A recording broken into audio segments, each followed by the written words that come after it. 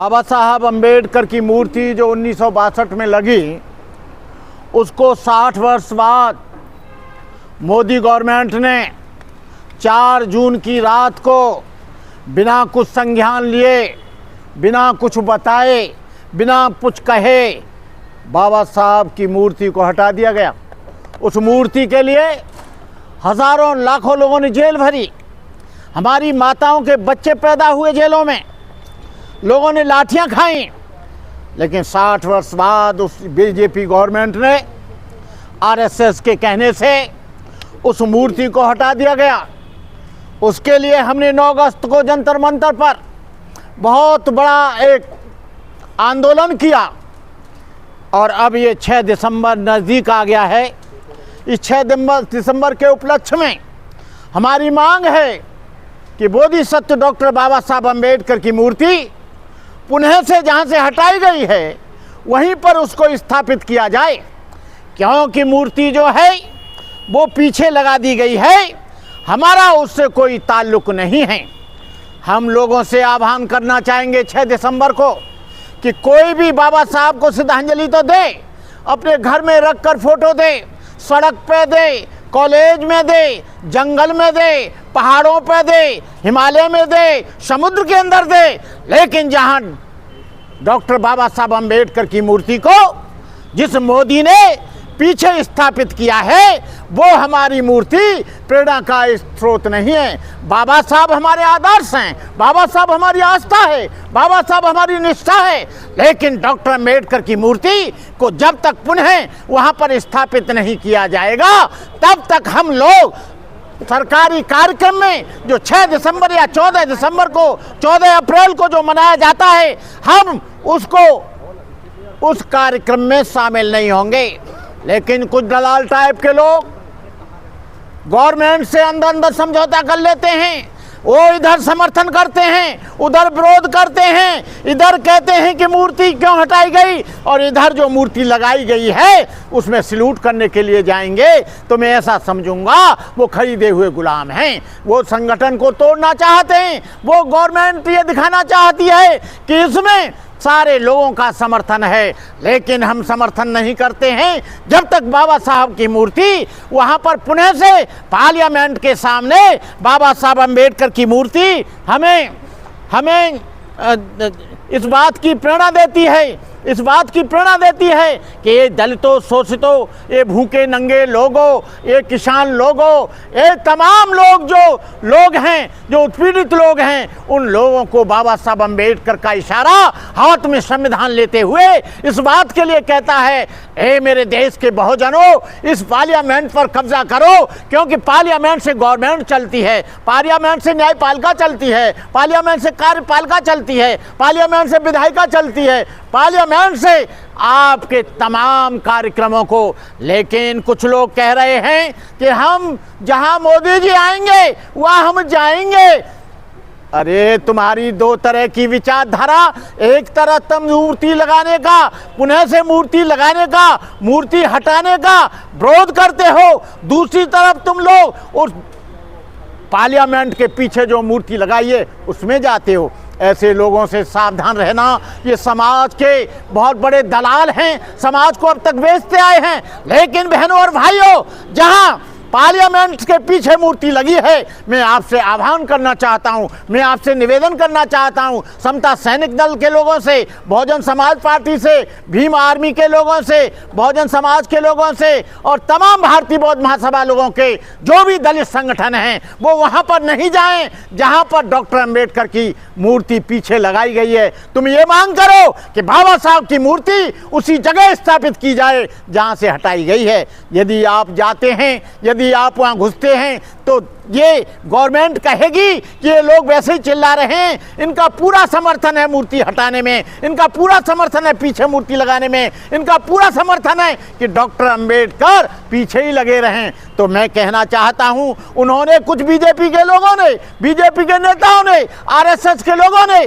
कुछ ऐसे लोगों को पकड़ लिया है। वो संगठन की तो बात करते हैं, लेकिन संगठन के रूप में उनके साथ पूरे देश का कोई भी आदमी नहीं है। वो दम भरते हैं किसी संस्था का मेंबर होकर। लेकिन मैं बता देना चाहता हूं, जब वो कोई कार्यक्रम अपने बल पर करें तो उनके साथ 4 लोग नहीं होते हैं। लेकिन ऐसे बुढ़े लोगों को, संस्थाओं को छोड़ देना चाहिए जिनकी 60 वर्ष से ज़्यादा उम्र हो गई है, लेकिन वो कुर्सी से चिपके रहते हैं, संगठन को छोड़ना नहीं चाहते, लड़ते रहते हैं, मुकदमाबाजी करते हैं, झगड़ा करते हैं, संगठन टुकड़े टुकड़ों में बांट दिया जाता है। मैं कहना चाहूँगा कि ये तमाम लोग जो 60 वर्ष के हो गए, वो अपनी ईमानदारी से कुर्सी को छोड़कर वो जवान लोगों को उस सत्ता को सौंपने का, लेकिन उसका कारण है हट जाएंगे तो रबड़ी कहाँ से मिलेगी, हट जाएंगे तो सम्मान कहाँ से मिलेगा। तुम संगठन के माध्यम से सम्मान ढूंढना चाहते हो बिना काम के। अरे जो काम करता है समाज का, उसे अपने आप सम्मान मिलता है। कबीर ने कोई संगठन नहीं बनाया था, बुद्ध ने कोई संगठन बाद में बनाया था। जो लोग अच्छा काम करते हैं, संगठन सम्मान जबरदस्ती नहीं मिलता है, सम्मान अंतर दिल से मिलता है, सम्मान श्रद्धा से मिलता है, सम्मान काम से मिलता है, सम्मान त्याग से मिलता है, संविधान बलिदान से मिलता है। तुम लोग चुरकुट लोग जो समाज को टुकड़े टुकड़े बांट रहे हो, जबरदस्ती सम्मान, मैं कहता हूं तुम नेस्ते नाबूद हो जाओगे, तुम मिट जाओगे, तुम्हारा कोई नाम नहीं लेगा, तुम्हें कोई याद नहीं करेगा। तुमने यदि जबरदस्ती किन्हीं संगठनों पर कब्जा करके ये दिखाते हो कि हमारा संगठन काम कर रहा है, उनसे पूछा जाए क्या तुमने कोई कॉलेज बनाया, उनसे पूछा जाए कि तुमने कोई IAS सेंटर बनाया, तुमने पूछा जाए कि 10-5 एकड़ जमीन खरीदकर तुमने कहीं ट्रेनिंग सेंटर बनाया, उनसे पूछा जाए कि तुमने कहीं व्यायामशाला बनाई, एक भी नहीं मिलेगा। केवल वो लोग उसी से चिपके रहेंगे रुपया लेने के लिए, सम्मान पाने के लिए। मैं किसी का नाम नहीं लेता हूं। अपनी बुद्धि से सोचना, अपनी बुद्धि से जाना। कुछ लोग इस बात को ऐलान करेंगे कि हम वहीं जाएंगे जहां मोदी आएंगे, हम वहीं श्रद्धांजलि देंगे जहां मोदी जी श्रद्धांजलि देंगे। नहीं, बाबा साहब से हमारा कोई गुरेज नहीं है। बाबा साहब तो फूलों के और तमाम चीज़ों के, जब 17 में बाबा साहब डॉक्टर अम्बेडकर का जन्मदिन मनाया गया, बाबा साहब के जीते जी बाबा साहब की फ़ोटो रखी गई, बाबा साहब को बड़े हर्षोल्लास के साथ स्वागत किया। बाबा साहब ने कहा ये तोड़ दो ये फूलों की लड़ियाँ, ये तोड़ दो ये मंच, ये तोड़ दो ये मूर्ति, ये तोड़ दो ये। मैं व्यक्तिगत सम्मान में कोई विश्वास नहीं रखता।